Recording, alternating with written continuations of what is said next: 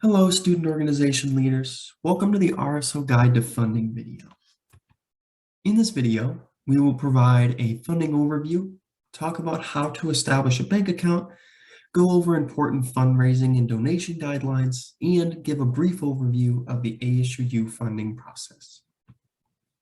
So funding options and methods differ for RSOs depending on what classification your organization falls under. So here's a brief reminder on RSO classifications. Sponsored organizations are sponsored by a university department and are considered part of the university. So they must work with their advisor to use university financial accounts to make purchases. Affiliated student organizations are affiliated with the university department, but ultimately they operate as a separate entity. They must utilize an off-campus bank account to manage the organization's funds. Similarly, registered student organizations are recognized by the university, but they have no formal relationship to a university department and are operating as a separate entity. They must utilize an off-campus bank account to manage the organization's funds. If your organization wants to establish an off-campus bank account, if you're affiliated or a registered RSO, the first things first is you're going to want to apply for an employer identification number, or EIN, through the IRS. You can find out how to do so on the IRS website. Second, you're going to choose a financial institution that fits your RSO's needs. UFirst Credit Union has several locations on campus that might be convenient, but you can choose whatever bank you'd like to. Lastly, once you're setting up your bank account, make sure at least 2 current members' names are listed on the account. These folks are going to be able to deposit money, withdraw money, write checks on behalf of the organization's account, and utilize the debit card. Also, make sure to transfer account access to new student leaders when appropriate, because it's your organization that created the account and managed the account. It's up to you to make sure that the right folks have access to that account from year to year. Student leadership and involvement does not have permission to access RSO bank accounts.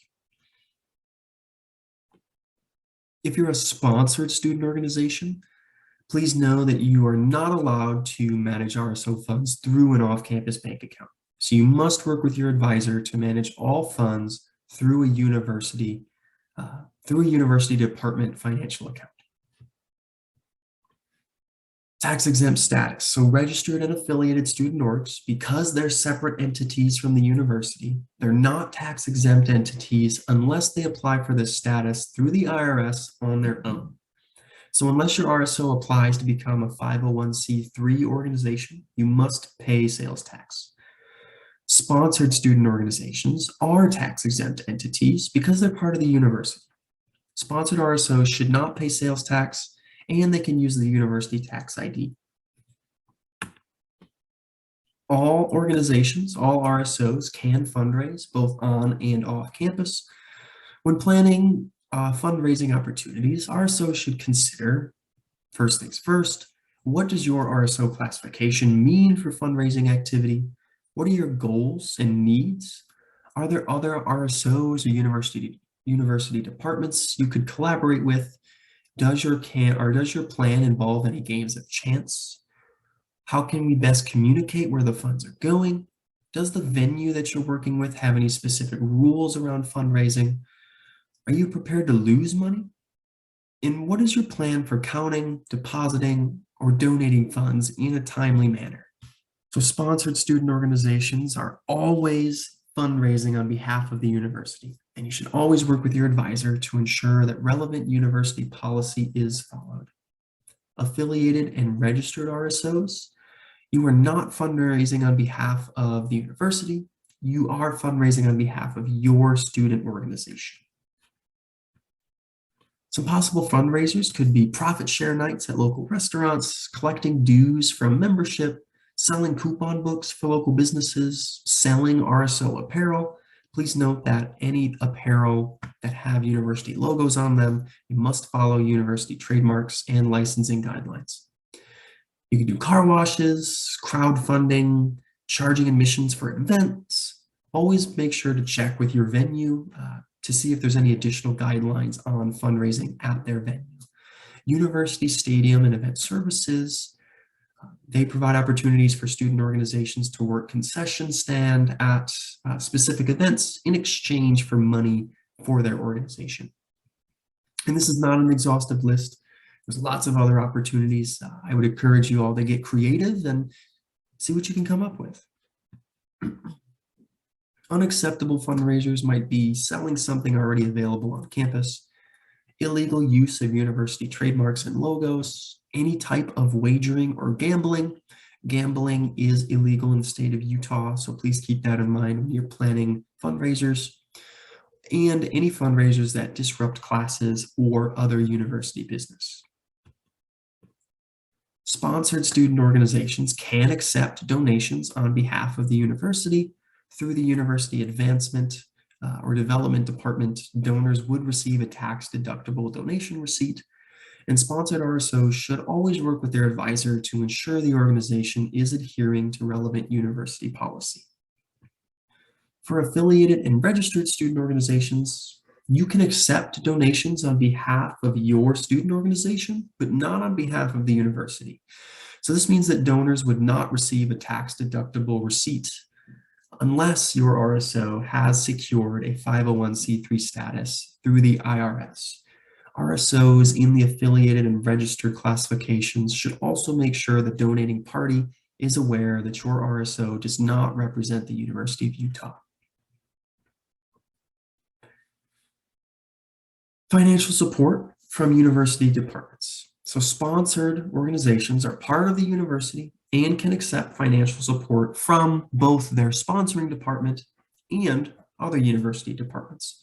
So financially supporting an RSO, a sponsored RSO, would operate the same as two university departments co-hosting events or collaborating on initiatives.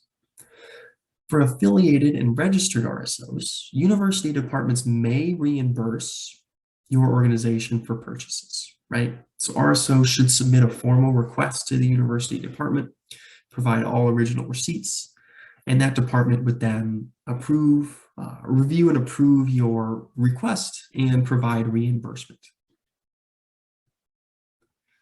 ASUU funding, RSOs in good standing with SLI may apply for supplemental funding from ASUU. RSOs can utilize funding for hosting events, RSO supplies, and travel.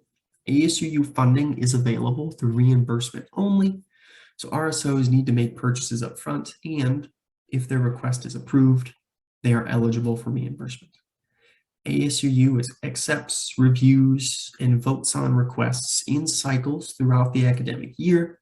RSOs are encouraged to view submission deadlines and guidelines on the ASUU website. That's asuu.utah.edu. RSOs in all categories are eligible to receive ASUU funding. So sponsored RSOs will reimburse via an electronic transfer of funds between ASUU and the sponsoring department. Affiliated and registered RSOs will be reimbursed via check. ASUU releases funding guidelines each year that provide RSOs with information about the funding process, as well as what kinds of items can and cannot be funded through ASUU. ASUU will not fund fine arts RSOs. Fine arts RSOs are sponsored by the College of Fine Arts. So to recap, pay attention to what classification your RSO falls under. Review relevant university policy regarding fundraising, donations, and purchases. Make sure to plan ahead and ask questions. Here is all of our contact information. Here's our website, leadership.utah.edu, our Instagram and Facebook handles. Here's our student organization's email address and phone number. We're also located in Student Union, Suite 234, so please let us know how we can help.